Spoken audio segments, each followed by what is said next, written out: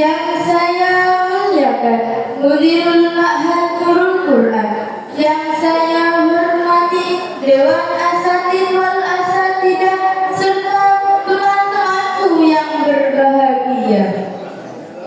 Syukur alhamdulillah berkat rahmat Allah yang Maha Ghafur, yang nikmatnya tak terukur. Semoga kita selalu menjadi hamba-Nya yang bersyukur. Amin Allahumma amin. Salawat beserta salam selalu terlimpah curahkan kepada Nabi Muhammadin sallallahu alaihi wasallam yang kita nanti-nantikan syafaatnya kelak di yaumil qiyamah.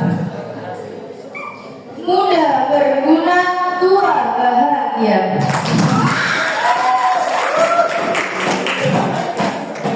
Masa muda, masa di mana penuh dengan kekuatan, penuh dengan potensi dan peluang membangun fondasi untuk masa depan. Namun seringkali diwarnai dengan tantangan, rintangan dan godaan. Membicarakan tentang masa muda dan kesuksesannya, maka baginda Rasul adalah teladan yang paling sukses dalam memanfaatkan masa mudanya. Memiliki etos kerja yang tinggi, mengabdi kepada masyarakat, serta tercatat sebagai manusia yang paling sukses dalam sejarah manusia. Selain itu, ada tokoh lain seperti Imam Syafi'i. Di usianya yang masih 9 tahun, beliau sudah menjadi penghafal Al-Quran. Kemudian Ibnu Sina, di usianya yang masih muda, beliau sudah menjadi bapak kedokteran dunia. Subhanallah. Karena itulah baginda Rasul berpesan dalam penggalan hadis riwayat Bukhari, syababaka qabla haramika, manfaatkan masa mudamu sebelum datang masa tuamu. Sahabat Asyik, bagaimana sih cara kita memanfaatkan masa muda ini dengan baik? Yang pertama, perkuat keimanan. Terkadang anak zaman sekarang itu maunya leha-leha, gak mau dikekang. Betul apa betul? Nah, makanya itu harus ada rem, harus ada batas dengan memperkuat keimanan. Allah Subhanahu wa ta'ala berfirman dalam Quran surah Al-Kahfi ayat 13. A'udzu billahi minasy syaithanir rajim. Bismillahirrahmanirrahim. Nahnu naqussu 'alaika naba'ahum bil haqq. Innahum fityatun amanu bi rabbihim wa zidnahum huda. Kami ceritakan kepadamu Muhammad kisah mereka sebenarnya. Sesungguhnya mereka adalah pemuda-pemuda yang beriman kepada Tuhan mereka, dan kami tambahkan petunjuk kepada mereka. Dalam ayat ini Allah memuji seluruh pemuda Ashabul Kahfi karena memiliki keimanan yang kuat dan berpegang teguh pada petunjuk Allah. Yang kedua, giat belajar. Sangat rugi jika kita tidak menuntut ilmu. Allah berfirman dalam Quran surah Az-Zumar penggalan ayat 9.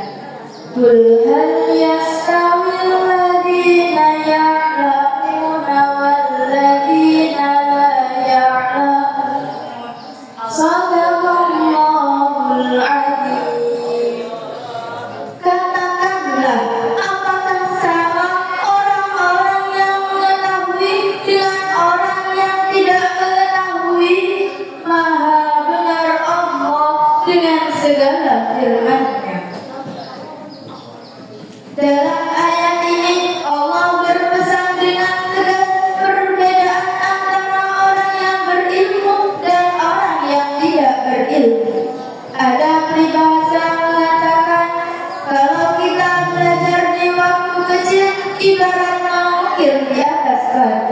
Tapi kalau kita belajar di masa tua, ibarat melukis di atas air. Oleh karena itu hadirin, mumpung kita masih muda, tuntut ilmu sebanyak-banyaknya. Karena apa? Dalam tafsir Al-Baydawi, Quran surah Al-Mujadilah ayat 11 dijelaskan, Allah akan meninggikan derajat orang yang beriman dan berilmu beberapa derajat dengan pertolongan Allah di dunia dan di akhirat. Jangan lupa, kalau kita sudah memiliki ilmu, amalkan. Yang ketiga, atur waktu sebaik-baiknya. Mudah-mudi di zaman ini senang dicari setiap hari, murah-murah dan lupa diri, lupa mengaji dan lupa mati. Na'udzubillahi min ada dua kenikmatan yang sering dilupakan oleh kebanyakan manusia, yaitu waktu luang dan kesehatan. Hadis riwayat Bukhari. Mumpung memiliki waktu luang, manfaatkan sebaik-baiknya. Dengan apa? Investasi kesehatan.